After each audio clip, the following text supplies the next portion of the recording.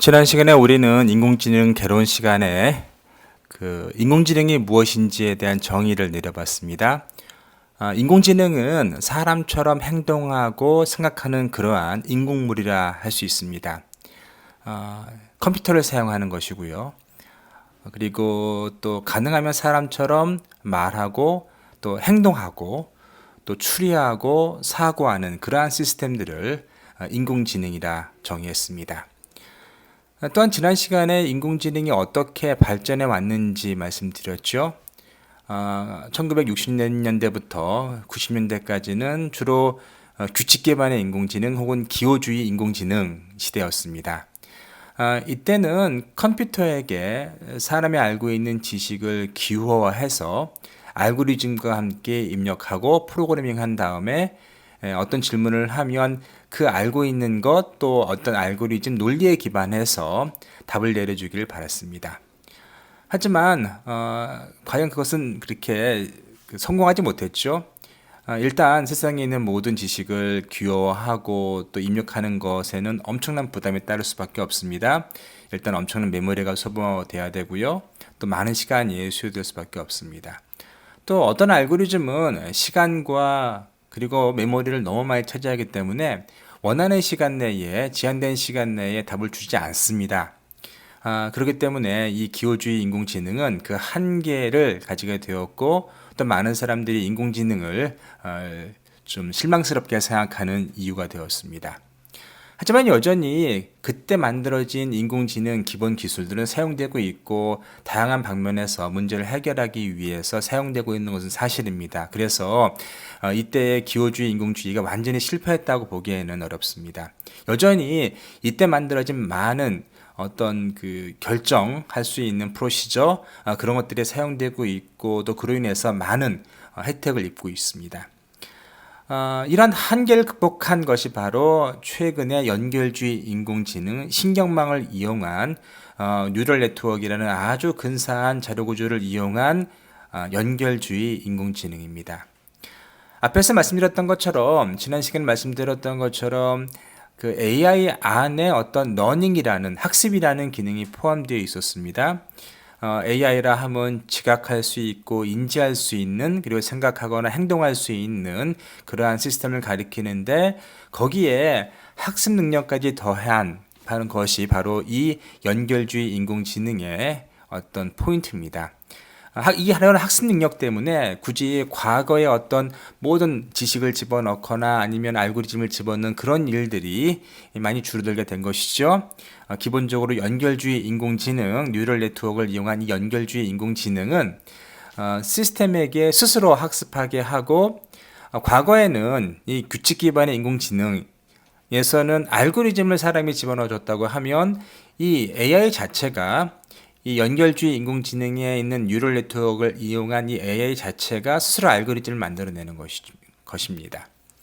따라서 상당히 융통성이 있고요. 또 시간에 따라 점차 정확한 값을 또 정확한 결정을 내리게 해줍니다. 아래 도표에서는 연결주의와 기호주의를 잘 비교하고 있습니다. 맨 위에 보시면 신경망과 또는 규칙 기반의 인공지능으로 연결주의와 기호주의를 또다시 이야기하고 있습니다. 신경망은 주로 핵심 기술이 머신러닝이나 딥러닝입니다. 그래서 주로 이제 러닝이 강조되고 있는 반면에 규칙 기반의 인공지능 또 기호주의 기반의 인공지능 같은 경우에는 실제로 알고리즘이 핵심 기술입니다. 그래서 추론하는 시스템 또 규칙 기반의 어떤 논리 시스템 이런 것들이 핵심 기술입니다. 신경망을 이용해서는 음식 인식이나 어떤 패턴 인식이 가장 많이 사용되고 있는 분야 중에 하나이고요.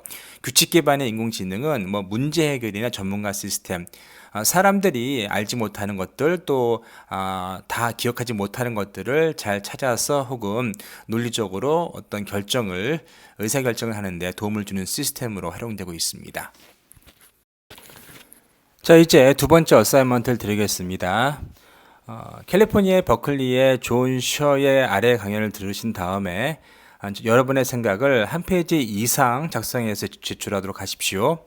다음 질문에 대한 답을 찾아보세요. 우선 의식이 존재한다고 가정을 하고 의식은 과연 AI로 구현하는 것이 가능할까요? 지난 시간에 우리가 배운 기호주의 AI 혹은 연결주의 AI 중에 의식을 구현하기 더 좋은 방법은 무엇이라고 생각하십니까?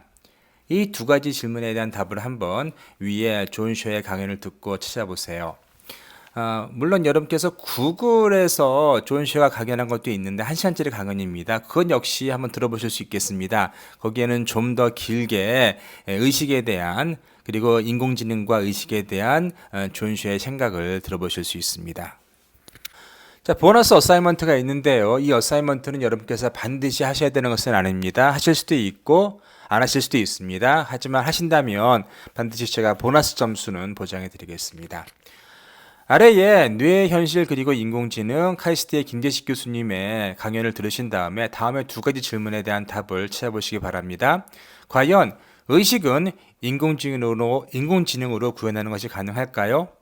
의식을 인공지능으로 구현하는 것이 가능하다면 인공지능과 복제인간 간의 차이는 무엇일까요? 과연 복제인간도 인공지능을 할 수 있을까요? 이러한 질문에 대한 답을 한번 찾아보시기 바랍니다. 이러한 질문에 대한 어떠한 물음표는 계속 여러분이 인공지능에 대한 관심을 있게 할 수도 있고요. 또한 인공지능을 공부하는 데 있어서 연구하는 데 있어서 우리가 어떤 것을 좀 더 깊이 공부해야 할지 또 관심을 가지고 공부해야 할지를 알려줄 것입니다. 다음 시간에는 머신러닝에 대해서 말씀드리겠습니다. 앞에서 말씀드렸던 것처럼 인공지능 안에 포함된 것이 머신러닝입니다.